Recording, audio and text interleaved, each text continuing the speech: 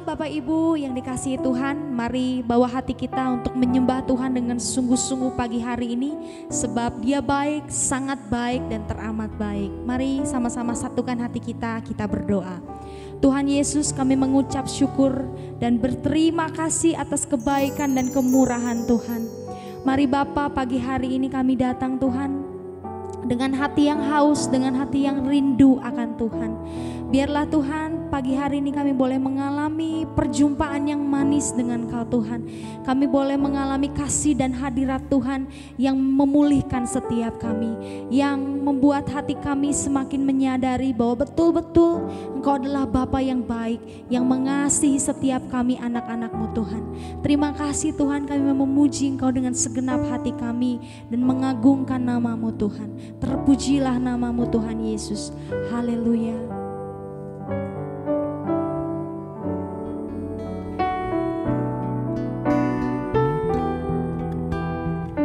Mari sama-sama katakan Bapa Surgawi. Bapa Surgawi, ajarku mengenal betapa dalamnya kasih-Mu. Amin. Bapa Surgawi, ajarku mengerti betapa kasih-Mu padaku.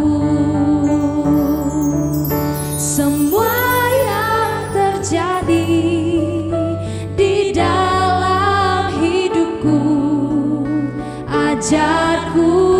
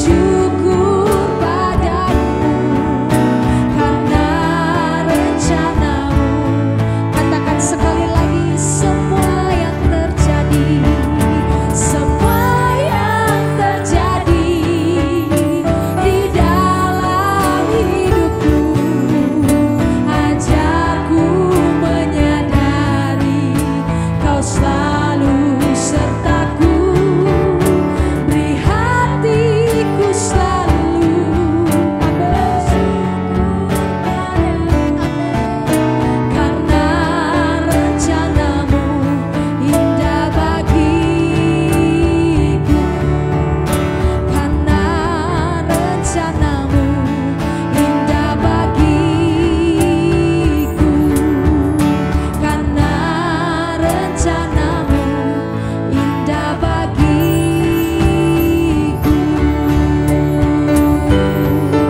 Kau Bapa yang baik, Kau Bapa yang mengasihiku.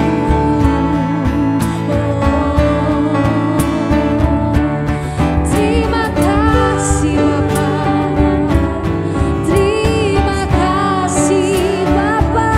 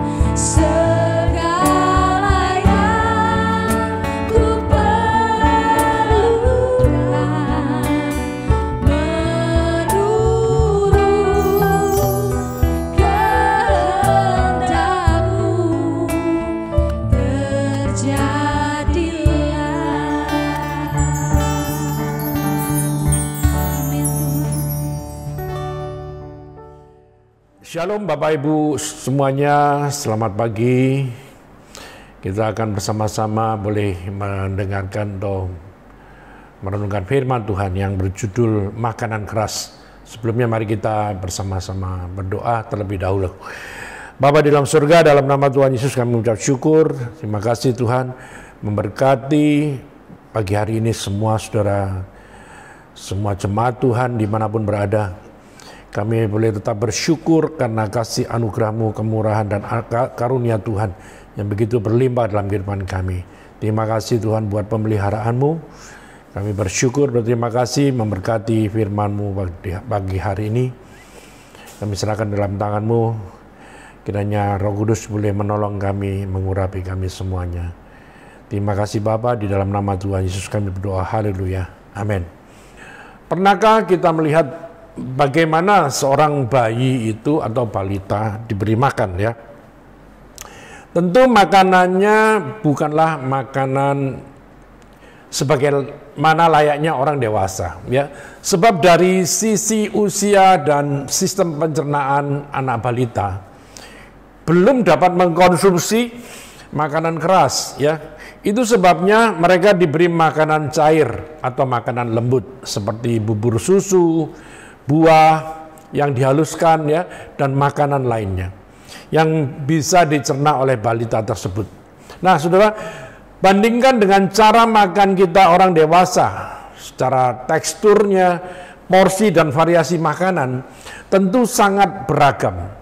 Bahkan gigi-gigi orang dewasa itu sanggup menghancurkan dan mengunyah makanan keras sebelum masuk ke dalam sistem pencernaan kita. Nah, kita semua tahu bahwa makanan bayi itu adalah makanan yang berupa bubur atau makanan lunak ya, yang diberikan untuk bayi sebagai pendamping ASI ya.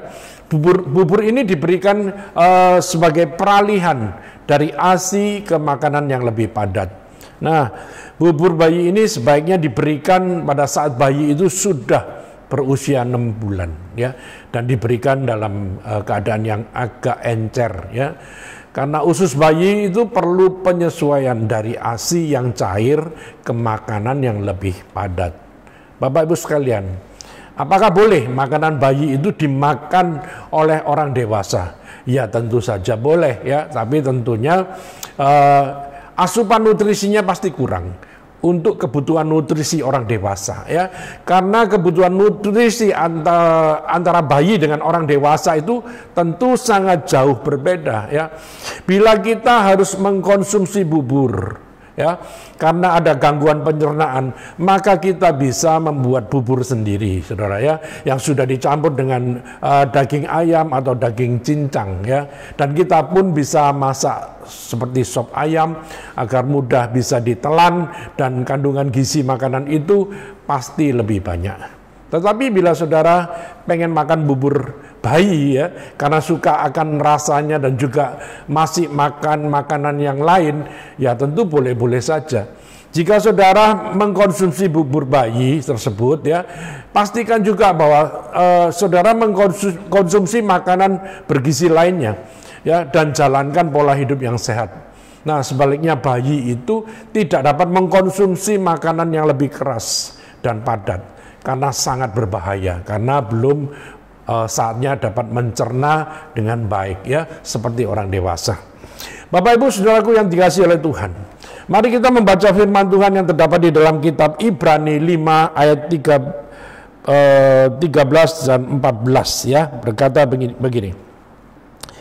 Sebab barang siapa masih memerlukan susu, ia tidak memahami ajaran tentang kebenaran, sebab ia adalah anak kecil ya. 14, tetapi makanan keras adalah untuk orang-orang dewasa yang karena mempunyai panca indera yang terlatih untuk membedakan yang baik daripada yang jahat. Nah, saudara, analogi ini yang disampaikan dalam surat Ibrani ini ya, ditinjau dari sudut waktu, harusnya sudah menjadi pengajar ya. Kalau kita lihat di dalam ayat yang sebelumnya, ayat 12 tadi ya. Nah, bukan malah masih harus diajar tentang asas-asas pokok atau dasar-dasar kekristenan. Artinya harus beralih dari susu kepada makanan keras. Nah, bagaimana dengan kita semua? Tentunya sebagian besar dari kita semua telah menjadi orang Kristen, orang percaya lebih dari 2 tahun mungkin ya di antara saudara.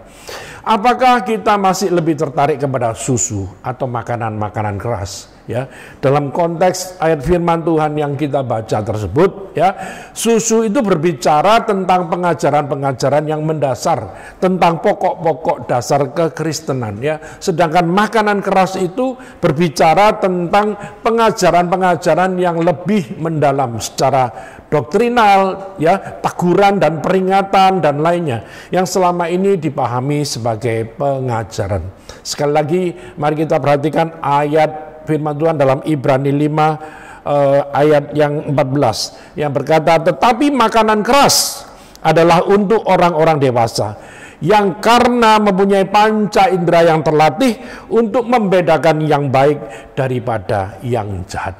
Nah, perjalanan hidup orang Kristen itu harus mengalami pertumbuhan dari hari ke hari.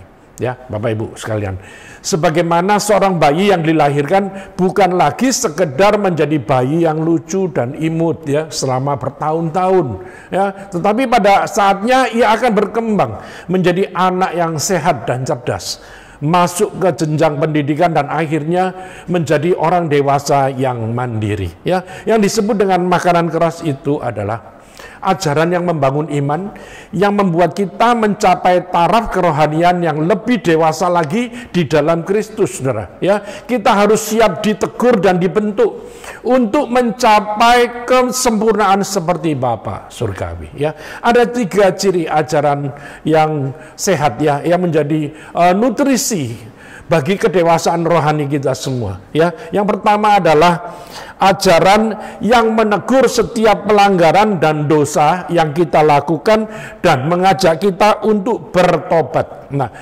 banyak ajaran yang sifatnya hanya membuai ya dan membuat kita terlena sehingga tidak peduli dengan dosa-dosa dan gaya hidup yang tidak berkenan kepada Tuhan. Ajaran sehat itu tidaklah demikian, Bapak Ibu. Ajaran yang sehat itu menegur dosa tanpa kompromi dan membangun iman untuk apa? Lebih kuat dan setia di dalam Tuhan. Nah, yang kedua, ajaran yang tidak berfokus hanya kepada janji berkat jasmani dan materi ya. Setiap pengajaran yang berlandaskan pada kebenaran firman Tuhan akan mengungkapkan bagaimana seharusnya fokus hidup kita yang benar, yaitu bukan pada kekayaan harta duniawi, saudara, ya, melainkan kepada Tuhan sebagai satu-satunya sumber segalanya bagi kita. Ya, fokus kita adalah Tuhan, bukan dunia ini. Ya, memang sekalipun kita masih hidup dalam dunia ini, tetapi janganlah kita menjadi manusia duniawi, ya, melainkan hiduplah seturut dengan kehendak Tuhan, Bapak Ibu sekalian. Ya, ajaran yang ketiga, ya, itu adalah ajaran yang membawa kita kepada kehidupan yang berbuah, ya, yang berbuah sikap dan karakter seperti Tuhan Yesus. Ya, ajaran yang benar akan membawa semua saudara, kita semua untuk fokus kepada Tuhan Yesus, bukan kepada yang lain. Ya, inti hidup kita adalah melakukan kehendak Tuhan,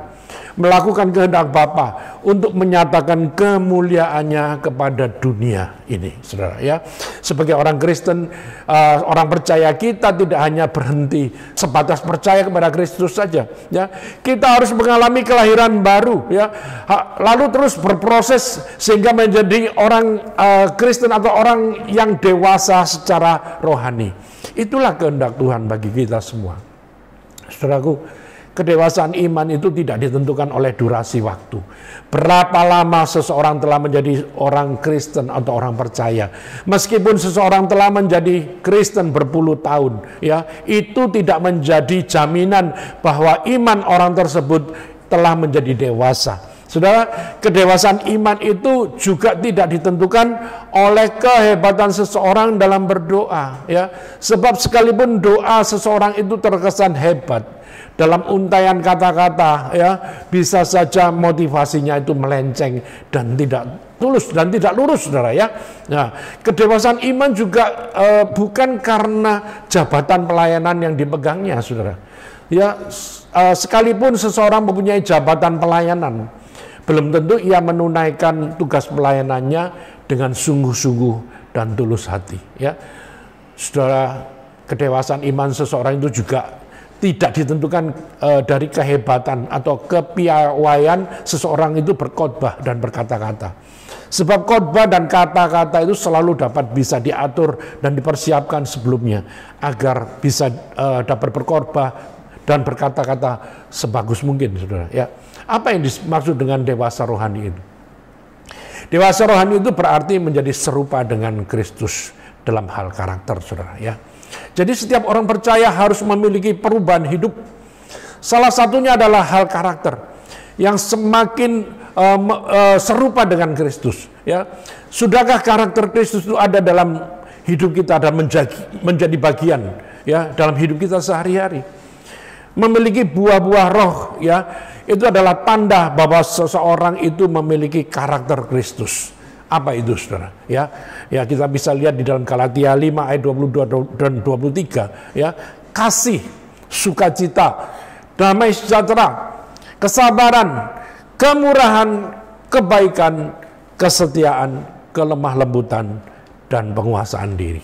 Nah, saudara, bila seseorang orang yang percaya itu hanya siap atau mau menerima firman Tuhan yang menyenangkan saja seperti janji-janji berkat dan mujizat, saudara, tetapi tidak siap menerima didikan, teguran, dan bimbingan ke arah yang lebih dewasa, itu merupakan indikasi bahwa imannya masih belum dewasa, saudara, ya.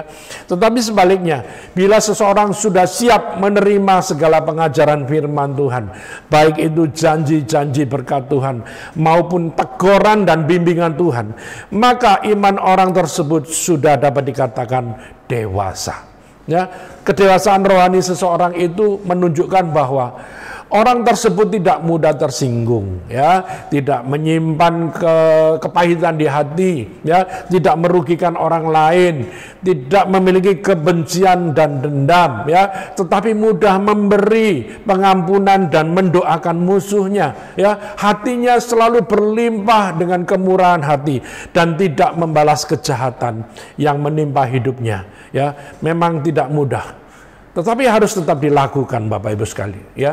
Sekalipun sakit, teruslah berjuang agar tetap bisa melakukan kebenaran yang Tuhan Yesus ajarkan. Saudaraku, dewasa rohani juga berarti mengerti apa yang menjadi kehendak Tuhan dan mau melakukan ketaatan, saudara. Ya, kita bukan hanya sekedar mahir dan paham akan isi Alkitab, tetapi perbuatan dan tindakan kita juga harus benar-benar selaras dengan firman tersebut.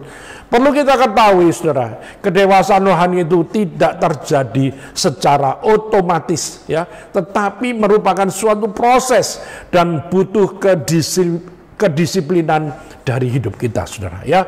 Berbahagialah kita yang bertambah dewasa dalam iman kita kepada Tuhan Yesus dan sudah terlatih dalam mendengarkan, mencerna, menerima, ya, meyakini dan membedakan kebenaran, ya, berdasarkan kebenaran firman Tuhan, ya, karena Dia akan menyediakan upah yang besar bagi kita semua di dalam kerajaan sorga yang mulia. Berbahagialah kita yang dengan sukacita dan damai sejahtera sudah menerima didikan, ajaran, nasihat, ya, peringatan, teguran atau hajaran Tuhan yang sangat mengasihi kita, ya, serta semakin setia beribadah, berdoa, bersyukur, memuji, memuliakan, menyembah dan melayani Tuhan, ya, dengan tulus hati dan dengan segenap jiwa. Karena Bapa di surga sudah menyediakan bagi kita, yaitu bagian hidup kekal yang penuh sukacita dan damai sejahtera di surga. Tuhan Yesus memberkati. Mari kita berdoa syafaat. Kita mengucap syukur juga kepada Tuhan. Kita berdoa bersama-sama.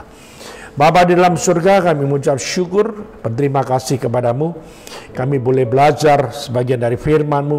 Tuhan mengajar kami untuk kami boleh menerima makanan yang keras Tuhan, bukan makanan yang lunak ataupun susu, tapi makanan keras yang bisa membentuk hidup kami menjadi berubah seturut dengan kehendak Tuhan, membuat hidup kami menjadi dewasa rohani, sehingga kami makin kuat, makin teguh di dalam Engkau. Terima kasih Tuhan, kami mengucap syukur, kami mau diproses oleh Tuhan, kami mau terus Tuhan berubah seturut dengan apa yang Tuhan mau. Terima kasih Bapa buat kebenaran firman-Mu hari ini, bersama-sama memberkati semua saudara dimanapun berada. Terima kasih Bapa Surgawi. Sekarang kami berdoa syafaat bagi bangsa dan negara kami, Indonesia, pemerintah Indonesia. Kami berdoa untuk Bapak Kepala Negara, Bapak Presiden, Wakil Presiden, dan seluruh jajaran para menteri, dan juga jajaran kepemimpinan dari yang tertinggi sampai yang terendah. Kami berdoa untuk anggota TNI dan Polri dimanapun mereka bertugas. Kiranya Tuhan menolong mereka semuanya, memberikan kekuatan, memberikan kesehatan yang baik. Tuhan memberikan kemampuan, kecakapan untuk dapat menjaga negeri ini menjadi negeri yang makmur, damai, sejahtera, ada keamanan di mana-mana. Terima kasih Tuhan, berikan mereka semuanya hikmat, akal budi dari Tuhan, supaya dapat memimpin bangsa dan negara kami, sehingga bangsa negara Indonesia dapat diberkati, makmur, sejahtera, dan berlimpah kasih karunia Tuhan. Terima kasih Bapa. Kami berdoa khusus juga bagi orang-orang yang saat ini menderita, terpuruk karena kesulitan ekonomi. Mereka yang saat ini sedang terbaring sakit di rumah sakit.